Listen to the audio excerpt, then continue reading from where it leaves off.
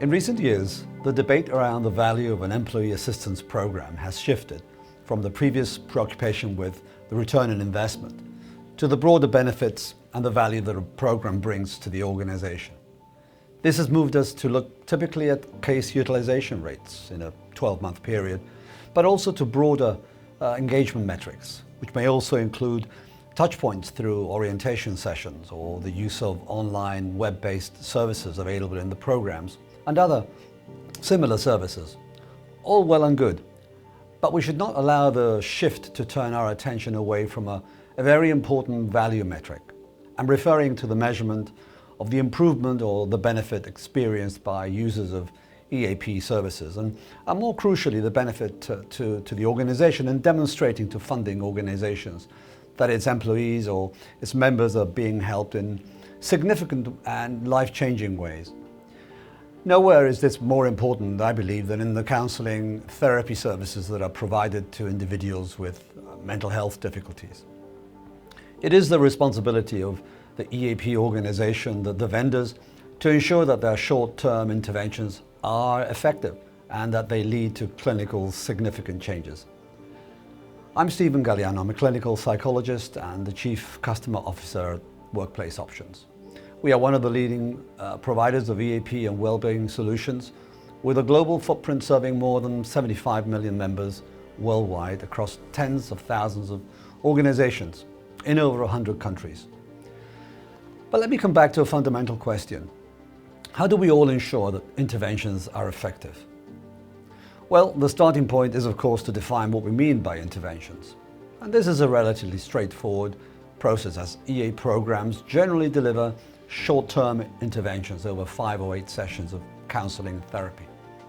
And we do that only when it's clinically appropriate to do so, of course.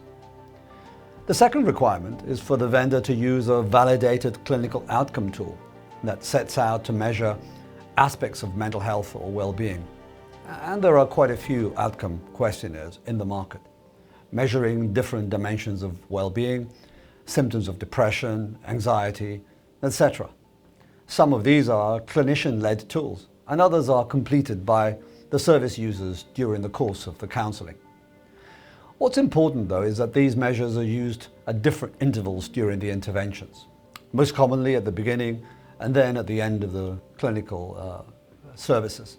Pre- and post measures are another way of referring to these, although some tools have also been developed to be used more regularly during the course of the interventions.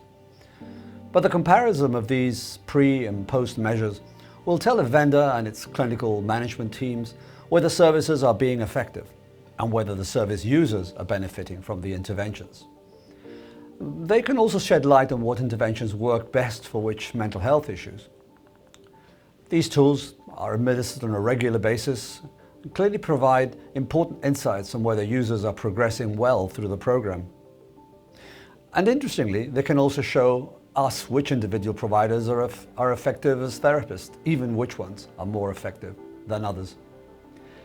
But these outcome measures are also of huge interest to organizations, as they can provide them with aggregate data and metrics on the effectiveness of EAP counseling interventions, a basis for understanding and demonstrating program value. And to do this, the vendor needs to bring together all of the pre- and post outcome measures they have collected and analyze the gains made by the users. Statistical analysis will then determine if the average gains across the entire sample size of service users are empirically significant. In other words, that the improvements achieved are not randomly caused. And the larger the data set of users, of course, the more powerful the demonstrated gains will be. In such an outcome study that we have completed here at Workplace Options, we reviewed the pre- and post results and gains in over 26,000 cases spanning over 4 years. We used the outcome rating scale as our well-being outcome tool.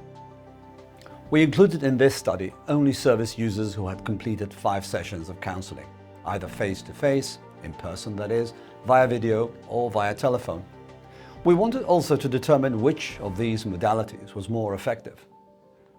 Join me for the next session where I'll discuss the results of the tests that we'll run on our datasets.